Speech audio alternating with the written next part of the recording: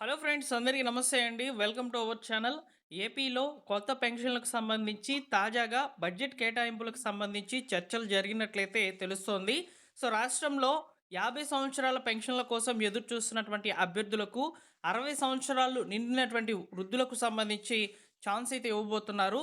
మరో ఎన్నికల హామీ అమలుకు మన యొక్క రాష్ట్ర ప్రభుత్వం అయితే సిద్ధమవుతున్నట్లు తెలుస్తోంది. 15 లక్షల కొత్త పెన్షన్లకు అవకాశం అనేది ఇచ్చే దిశగా అయితే ఇక్కడ ప్రభుత్వము ప్రయత్నిస్తున్నట్లయితే తెలుస్తోంది. సో దీనికి సంబంధించినటువంటి బడ్జెట్ కేటాయింపులు ఏ విధంగా ఉండబోతాయనేది వివరణ అయితే అందించారనమాట.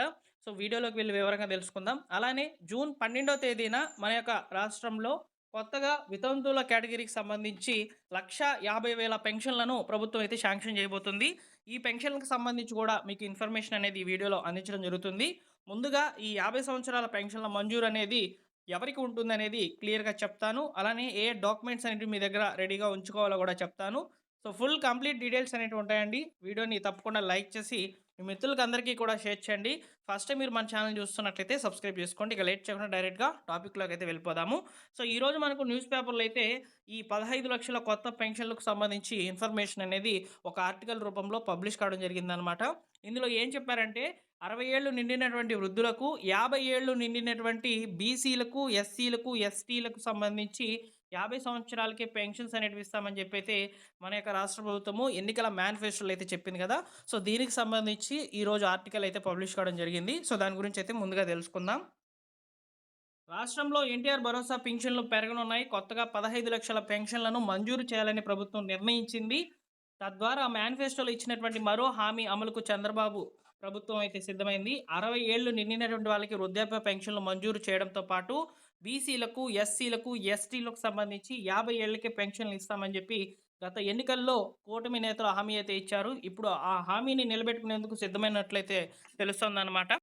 సుమారు 15 లక్షల దాకా అర్హులు ఉండవచ్చని అంచనా వేస్తుంది ప్రభుత్వము. ఇప్పటికే రాష్ట్రంలో 62.47 లక్షల మందికి 28 రకాల పెన్షన్లు అనేటివి అందుతున్నాయి. కొత్తగా చేరేటువంటి లబ్ధిదారులతో కలిపి ఈ సంఖ్య 77 లక్షలకు చేరనుంది.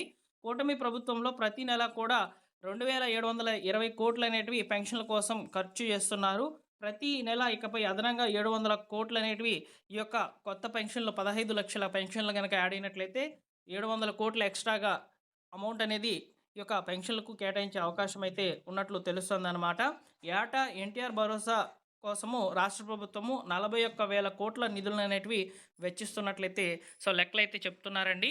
అలానే ఇక్కడ మనం చూసుకున్నట్లయితే గతంలో ఉమ్మడి రాష్ట్రంలో సామాజిక పెన్షన్లు 69 లక్షలు ఇచ్చేవారనమాట అప్పట్లోనే. రాష్ట్ర విభజన తర్వాత ఏపీకు సంబంధించి 13 జిల్లాలకు 35 లక్షల వరకైతే పెన్షన్లను పంపిణీ చేసేవారు. అప్పటి వరకు వృద్ధాప్య వితంతువుల పెన్షన్లు అనేటివి రూ. 200 గాని, రూ. 500 గాని ఉండేయన్నమాట. తర్వాత చంద్రబాబు నాయుడు గారు వచ్చిన తర్వాత పెన్షన్లను పెంపు చేశారండి. తర్వాత జగన్ గారు కూడా పెన్షన్లను పెంపు చేశారు. తర్వాత మళ్ళీ కూడా ఈ చంద్రబాబు నాయుడు గారే మళ్ళీ పెన్షన్లను పెంచి అయితే ఇస్తూ ఉన్నారనమాట. అలానే ఇక్కడ కొత్తగా ఒక కేటగిరీని అయితే ఇన్‌స్టిట్యూట్ చేశారనమాట. ఆ కేటగిరీ వచ్చేసి స్పోర్ట్స్ కేటగిరీ అండి. స్పోర్ట్స్ కేటగిరీకి సంబంధించిన పెన్షన్లను చంద్రబాబు నాయుడు గారే ప్రారంభించారనమాట. వీటికి సంబంధించి ప్రతి నెల కూడా దరఖాస్తుల యొక్క ప్రక్రియ జరుగుతూ ఉంటుంది.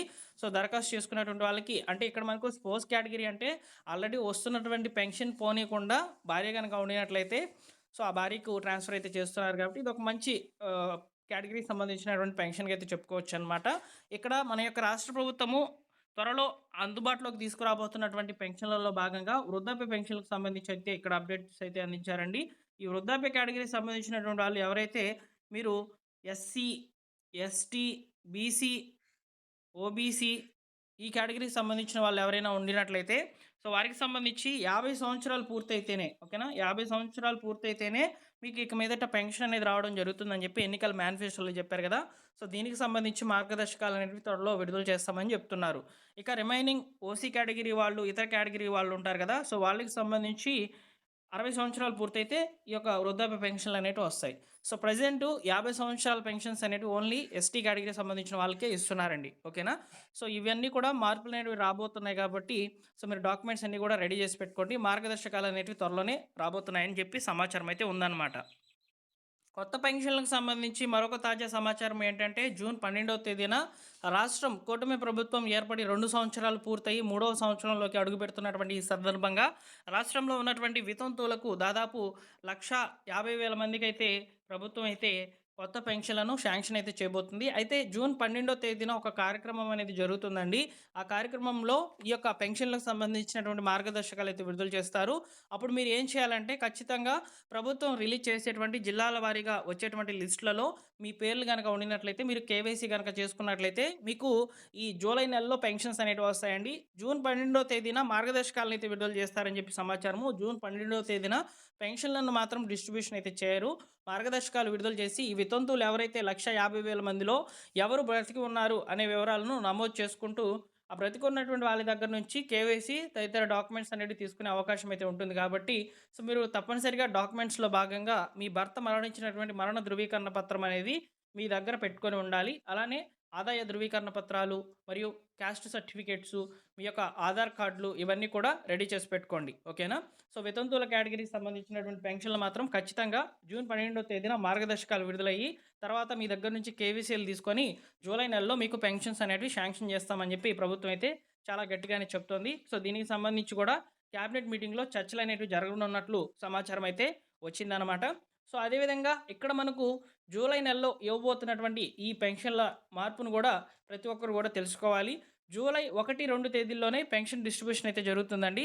తిరిగి మళ్ళీ మీకు నెక్స్ట్ మంతేననమాట పెన్షను. జూలై 1, 2 తేదీల్లో పెన్షన్ తీసుకోని వాళ్ళందరూ కూడా పెన్షన్స్ అనేటివి తీసేసుకోండి. అలానే ఇక్కడ జూలై 1, 2 తేదీల్లో ఇవ్వబోతున్నటువంటి పెన్షన్‌లలో కొత్తగా 895 కొత్త కేటగిరీకి సంబంధించి అంటే ఎవరైతే దీర్ఘకాలిక వ్యాధిగ్రస్తులకు సంబంధించిన వాళ్ళున్నారో సో వారికి సంబంధించి శాంక్షన్ అయినాయన్నమాట 895 కొత్త పెన్షన్‌లు. సో ఆ కేటగిరీకి సంబంధించిన వాళ్ళకి గూడా లిస్ట్ అనేది విడుదలైతే కాబోతుంది. నెక్స్ట్ వీక్‌లోనే లిస్ట్ అనేది వస్తుందండి. లిస్ట్ వచ్చినప్పుడు నేను మీకు చెప్తాను. సో మీరు మీకు దగ్గరలో ఉన్నటువంటి మీ యొక్క గ్రామ సచివాలయంకైతే వెళ్ళి అక్కడ మీ పేరు వచ్చిందా లేదా అనేది తెలుసుకోవచ్చనమాట. ఓకేనా? సో ఇది పెన్షన్‌లకి సంబంధించి లేటెస్ట్‌గా ఉన్నటువంటి సమాచారము. 50 సంవత్సరాలు, 60 సంవత్సరాల పెన్షన్స్ అనేటివి త్వరలోనే విడుదల చేస్తామని చెప్పైతే ప్రభుత్వం అయితే ప్రకటించింది. సో దానికి సంబంధించి బడ్జెట్ ఎంత అవుతుంది, ఏంటి అనే వివరాలను సో మార్గదర్శకాలను రెడీ చేయాలని చెప్పి అధికారులకు ఆదేశాలు వెళ్ళినట్లు సమాచారం. సో ఈ వీడియోలోని ఇన్ఫర్మేషన్ మీకు నచ్చినట్లయితే వీడియోని లైక్ చేసి మీ మిత్రులకు షేర్ చేయండి. అలానే మీరు ఫస్ట్ టైం మన ఛానల్ చూస్తున్నట్లయితే సబ్స్క్రైబ్ చేసుకొని బెల్ సింబల్‌ని ఆల్ నోటిఫికేషన్‌తో ఆన్‌లో పెట్టుకోండి. డిస్క్రిప్షన్‌లో టెలిగ్రామ్ ఛానల్ యొక్క లింక్ అనేది అందుబాటులో ఉంచాను. అందులో జాయిన్ అవ్వండి. ఈ పెన్షన్‌లకు సంబంధించి ఏమైనా అప్డేట్స్ వచ్చినప్పుడు మీరు వెంటనే తెలుసుకోవచ్చు. ఓకేనా? Thank you for watching.